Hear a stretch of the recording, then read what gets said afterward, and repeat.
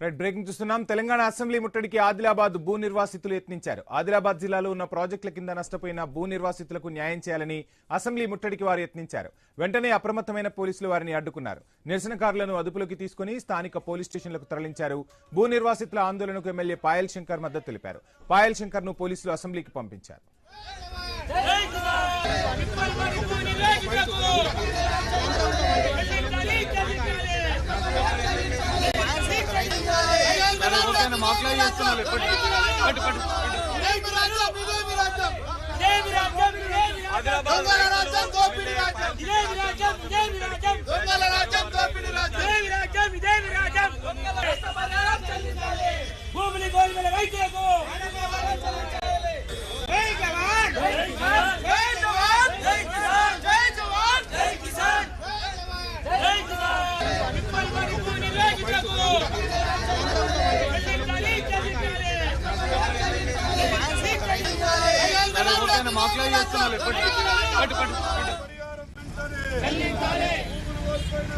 పరిహారం వెంటనే ఆదుకోవాలి